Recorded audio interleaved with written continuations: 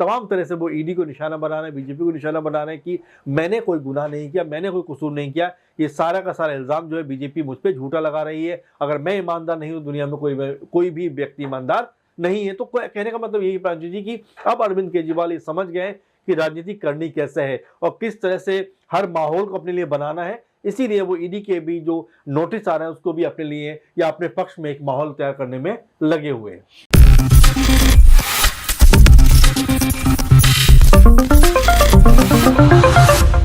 दिल्ली शराब नीति घोटाले मामले के चलते इस वक्त ईडी के निशाने पर दिल्ली सरकार अरविंद केजरीवाल की सरकार बनी हुई है। नौबत अब ये तक आ चुकी है कि कहीं ना कहीं किसी भी वक्त सीएम अरविंद केजरीवाल की गिरफ्तारी करने के लिए ईडी उनके घर तक पहुंच सकती है, क्योंकि ईडी की तरफ से अब चौथा समन भी जारी कर दिया गया है। ऐसे में देखा जाए तो नियम और कानूनों को ध्यान में रखते हुए अब ईडी अपना अगला कदम भी जल्द से जल्द उठा सकती है। क्या इस बार अरविंद केजरीवाल ईडी के सामने पेश होंगे? अगर नहीं पेश होते हैं तो क्या उन्हें 5वां समन भेजा जाएगा या फिर उनकी गिरफ्तारी होती हुई नजर आएगी? अगर गिरफ्तार हो जाते हैं तो मुख्यमंत्री बने रहेंगे या फिर इस्तीफा देते हुए नजर आएंगे? इन्हीं तमाम सवालों का जवाब तलाशने की कोशिश करेंगे इस खास प्रोग्राम में। नमस्कार, मैं प्रांशी राठौर और आप देख रहे हैं नेक्स्ट 9 न्यूज। स्वागत है आपका हमारे स्पेशल प्रोग्राम सियासी सच में, जिसमें आज हमारे साथ एक बार फिर से मौजूद हैं हमारे सहयोगी अमन जी।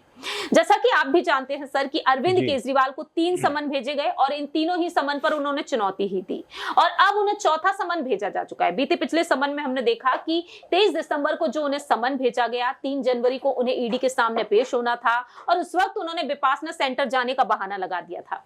लेकिन अब लोकसभा चुनाव काफी नजदीक है और एक बार फिर से उन्हें समन भेज दिया गया। झारखंड के मुख्यमंत्री हेमंत सोरेन, जिन्हें 7 बार समन भेजे गए ईडी के सामने, अब तक वह पेश नहीं हुए।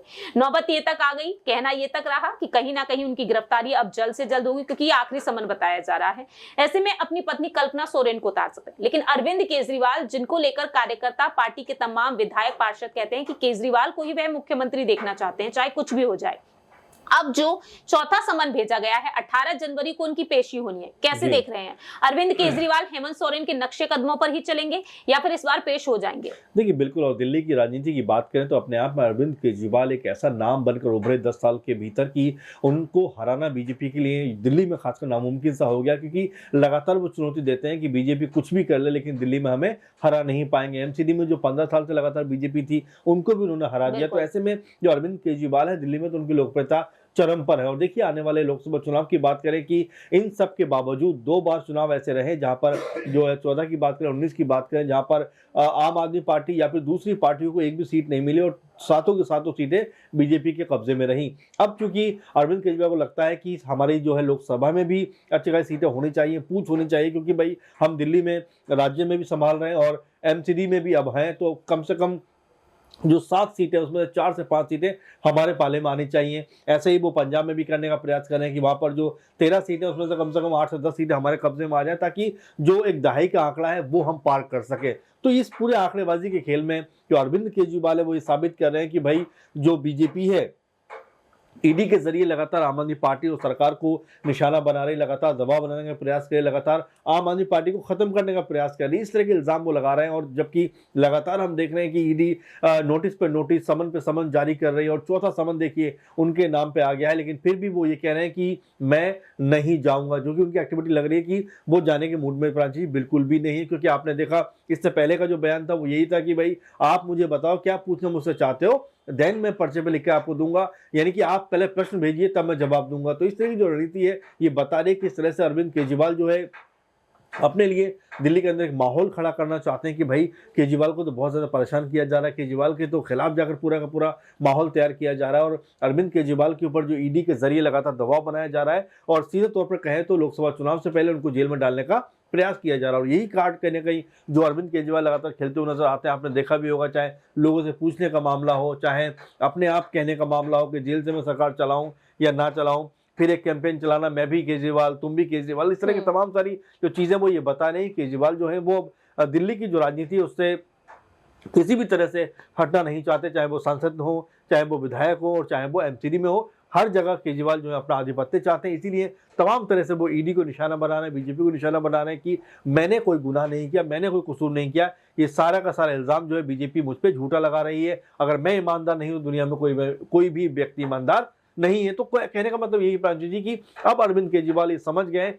कि राजनीति करनी कैसे है और किस तरह से हर माहौल को अपने लिए बनाना है। इसीलिए वो ईडी के भी जो नोटिस आ रहे हैं उसको भी अपने लिए या अपने पक्ष में एक माहौल तैयार करने में लगे हुए हैं। देखिए, जिस तरह से अरविंद केजरीवाल यहाँ पर अपनी रणनीति बना रहे हैं, यहाँ पर देखा जाए तो जिस तरीके से हर एक नेता ईडी सीबीआई की छापेमारी को देकर केंद्र की मोदी सरकार को ही जिम्मेदार ठहरा रहा है कि ये साजिश है लोकसभा चुनाव में जीत हासिल करने की, और जिस तरह से नेताओं को जेल में डाल दिया जा रहा है जिससे कि उनकी पार्टी कमजोर पड़ जाए।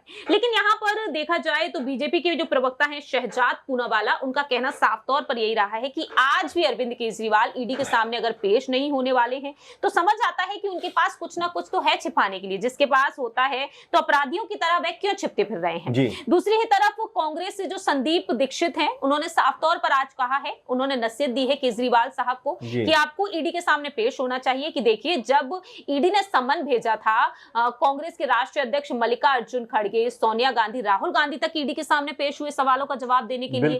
लेकिन ईडी अगर आपको गिरफ्तार करती है बिना पुख्ता सबूत के तो वो गलत होगा। लेकिन आपको जाना होगा, आप जाइए और सवालों का जवाब दीजिए। कैसे देख रहे हैं, क्या यहाँ पर जिस तरीके से बाकी के तमाम दिग्गज नेता भी ईडी के सामने पेश हुए हैं, तो अरविंद केजरीवाल अब कांग्रेस की नसीहत को सुनते हुए क्या पेश होते हुए नजर आएंगे? देखिए, आपने शुरू में एक बात कही थी कि हेमंत सोरेन के नक्शे कदम पर शायद वो चलते हुए नजर आ रहे हैं। तो मुझे भी लगता है कि हेमंत सोरेन से शायद बहुत कुछ सीख रहे हैं। सात समन के बाद भी हेमंत सोरेन अभी तक पेश नहीं हुए, तो यही वजह कहीं ना कहीं दिखाती है कि देखिए, आप चाहे गलत वजहों से चर्चा में हो तो कम से कम चर्चाओं में तो है। अगर ये लग रहा है कि ईडी के सामने पेश नहीं हो, समन पे समन आते रहेंगे और टीवी पे आपके नाम को लेकर चर्चा होती रहेगी। अगर दूसरे तीसरे समन पे पेश हो गए होते तो आज हम लोग चर्चा नहीं कर रहे होते। तो ये उनको पता लग रहा है कि मीडिया में कैसे बने रहना, कैसा चर्चाओं में रहना, और यही बात लगातार नजर आ रही है कि तमाम सारे लोग यही बात कह रहे हैं, चाहे बीजेपी की हो, कांग्रेस पार्टी के भी लोग हों, कि भाई आप जाइए तो सही, आप अपनी बात रखिए तो सही। सोनिया गांधी ईडी के सामने गई तो गिरफ्तार कर लिया उनको क्या, या राहुल गांधी पेश हुए तो उनको गिरफ्तार किया गया। तो ऐसे में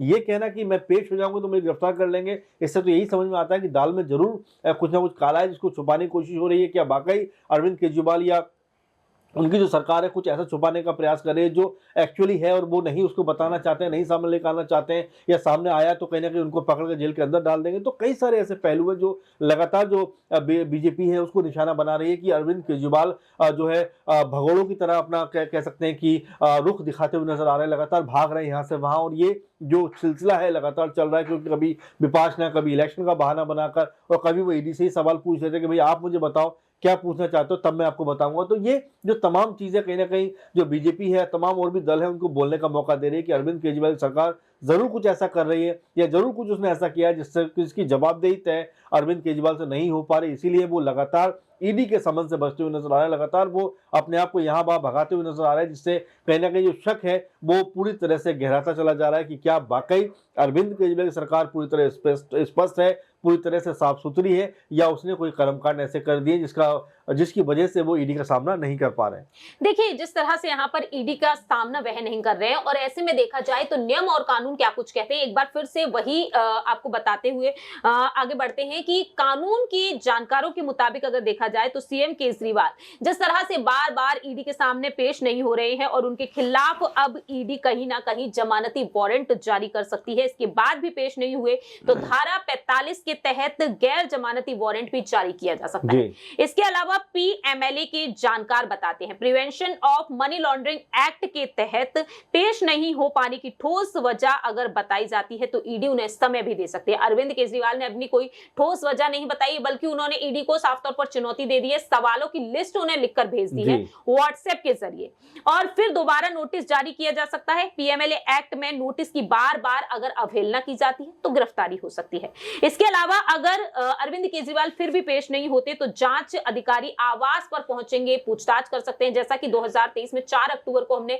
संजय सिंह के मामले में देखा। संजय सिंह के घर ईडी की टीम पहुंची, 10.5 घंटे तक संजय सिंह से पूछताछ की गई और देर शाम उन्हें गिरफ्तार कर लिया और आज भी वह तिहाड़ जेल में बंद है। उन्हें राहत अब तक नहीं मिली है। ऐसे में यहाँ पर संतोषजनक जवाब ना मिलने पर और ठोस सबूत मिलने पर उनकी गिरफ्तारी की जा सकती है। अगर केजरीवाल वारंट जारी होने के बाद भी नहीं पेश होते तो कोर्ट की तरफ रुख करेंगे ईडी के अधिकारी और अपने एडवोकेट की मौजूदगी में जांच में सहयोग करने का वादा कर सकते हैं। इस पर कोर्ट ईडी को उन्हें गिरफ्तार नहीं करने के निर्देश भी दे सकती है कहीं ना कहीं। अब क्या वाकई में ईडी को अब वो जरूरत पड़ चुकी है कि गैर जमानती वारंट जारी किया जाए या फिर कोर्ट की तरफ रुख किया जाए जिससे कि अरविंद केजरीवाल वाकई में गिरफ्तार होते हुए देखे जा सकते हैं? देखिए, बिल्कुल आने वाले टाइम में ईडी हो सकता है वो सख्त एक्शन इसके ऊपर लेती हुई नजर आ जाए, क्योंकि देखिए लगातार अगर आप इस तरह समन को इग्नोर करेंगे तो कहीं ना कहीं संवैधानिक जो प्रक्रिया उसमें कहीं ना कहीं बाधा डालने का आप काम करेंगे। और अरविंद केजरीवाल चूंकि लिखे पढ़े आदमी हैं, सब जानते हैं, हर चीज के बारे में बारीकी से उनको पता है, फिर भी इस तरह की अवहेलना करते हुए नजर आ रहे हैं जो उनके लिए घातक साबित होता है। लेकिन मुझे भी ऐसा लगता है कि वाकई वो जानबूझ के सब चीज करते हुए नजर आ रहे हैं ताकि वो चर्चाओं में बने रहें, ताकि मीडिया की सुर्खियों बने रहें और आने वाले लोकसभा चुनाव में उनको कहीं ना कहीं जो लोगों की सिंपैथी है उसका फायदा मिलता हुआ नजर आए। लेकिन क्या वाकई बीजेपी ऐसा होने देगी? क्या वाकई बीजेपी उनके खिलाफ एक माहौल तैयार नहीं करेगी? क्या वाकई बीजेपी जो है इस तरह छोड़ देगी अरविंद केजरीवाल को? क्योंकि लगातार जो उनके नेता वो यही बात कह रहे हैं कि अरविंद केजरीवाल जो है जिस तरह से अपमान कर रहे हैं संवैधानिक जो संस्थाएं हैं उनका, वो अपने आप में ये बता रहा है कि अरविंद केजरीवाल को जो है देश की संवैधानिक संस्थाओं पर भरोसा नहीं है, जो एक चुने हुए मुख्यमंत्री के लिए बहुत खराब स्थिति है और इसको